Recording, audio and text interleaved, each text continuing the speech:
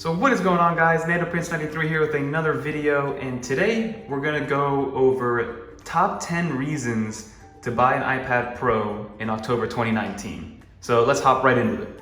So let's talk price first, guys. So when the iPad Pro first came out, the 11-inch started at $799 with 64 gigs, and the iPad 12.9 started at $1,000 for the 64 gig version. So I'm rocking the 12.9-inch 256 gigabyte version, non-cellular, and I bought this about 3 months ago, and I got it for $849 on Amazon.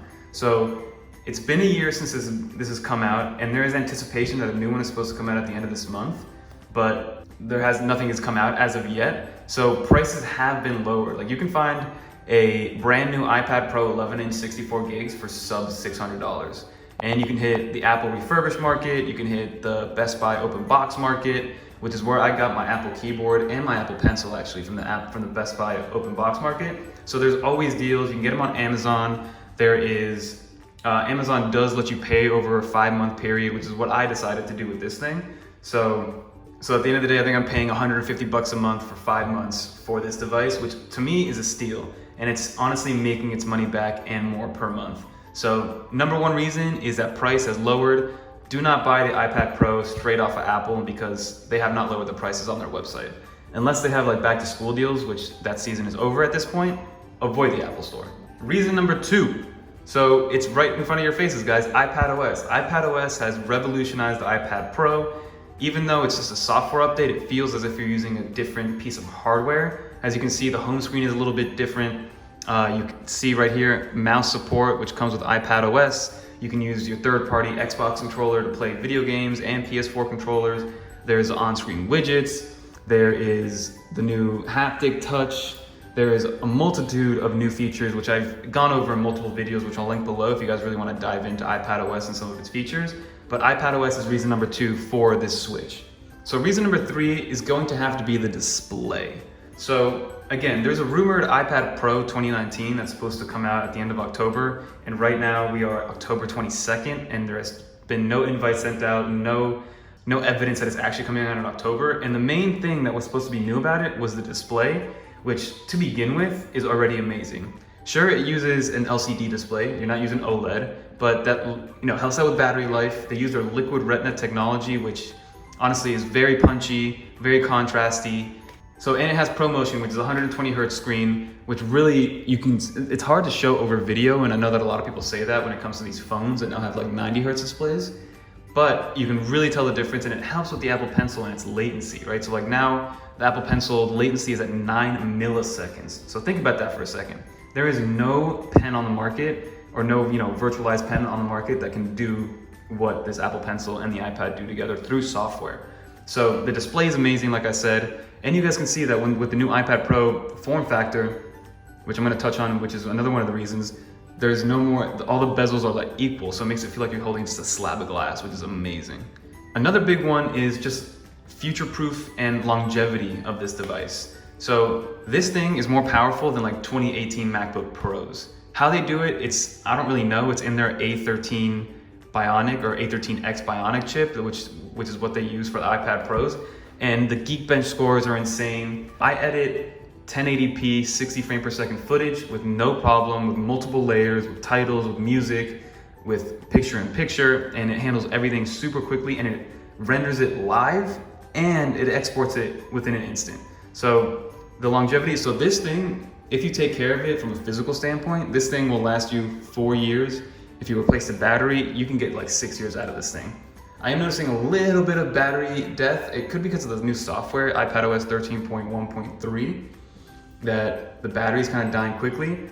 So that's something that hopefully Apple can fix through software updates. But other than that, this thing will last you forever because it's just future-proof in how it's built and with their internals, and how the software plays well with all the hardware inside of it.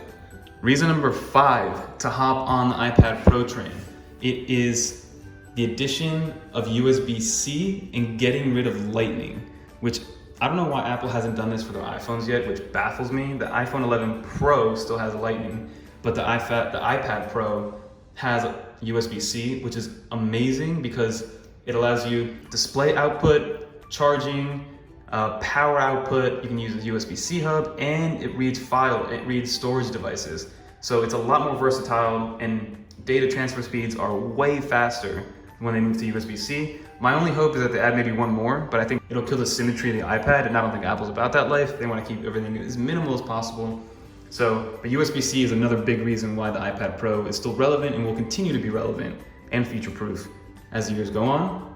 Another one is the speakers, guys. So the speakers on this thing are absolutely unreal. You have 4 speakers, 2 on each side, which I'm showing you right here. And it is just insane how loud and how crisp it is. So there's a lot of devices, laptops, tablets that can get loud, but then it gets tinny when it starts reaching that like 9th and 10th level of volume. And that's just not going to work. But with the iPad Pro, it's like you have it's like you have a speaker with you. So like if you're literally at home, you lay this flat on the table and you play music, it lights up and you can sound the music through the entire room or the video through the entire room. And I love how loud and how crisp and how bassy these speakers are.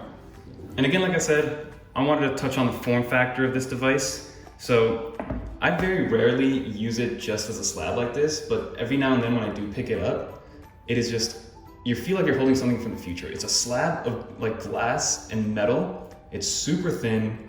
It's very lightweight. It's honestly like a notepad, like literal the weight of the notepad. And it's just amazing what Apple's been able to engineer, keep the battery life high, performance extremely high, and all in such a small form factor. But like I said, I usually have it on this folio case. So it's still very, very thin with the folio case, but sometimes I need to like take it off to really appreciate just how amazing and how beautiful this iPad device is.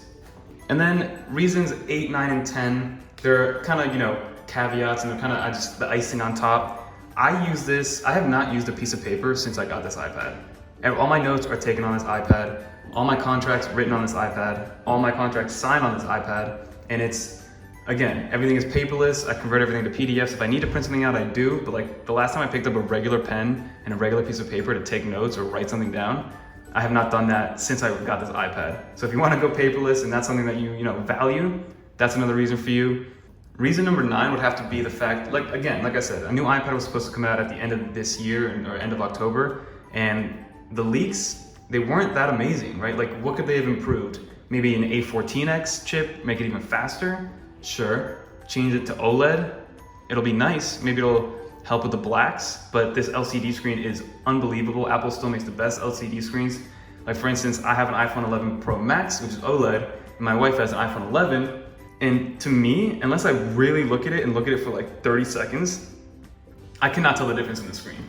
Like sure, the bezels on the iPhone 11 are a little bit bigger, but in terms of the actual screen itself, I cannot tell the difference. It's not like it's any less bright. It's not like it's any less punchy, any less contrasty. It's all just, Apple has perfected LCD technology. And honestly, I wouldn't mind if they stuck with it for another year, because at the end of the day, you're saving battery life.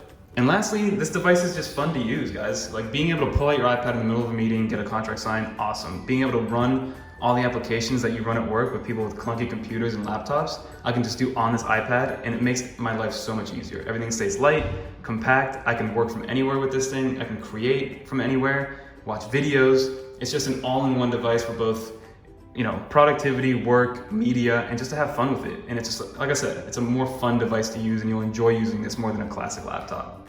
So those are my 10 reasons that you should still get an iPad Pro in 2019. Mainly price, iPad OS, form factor, and fun to use, guys. So that's gonna do it for this video. Hope you guys enjoyed. My next video is gonna be top 10 reasons not to buy this iPad Pro. So leave your comments below. If you guys own one, what's your favorite thing about it? If you guys want one, why do you want one? Give me some tidbits down in the comments below. If you guys made it this far, thank you so much. Until next time, don't forget to comment, like, subscribe. Peace.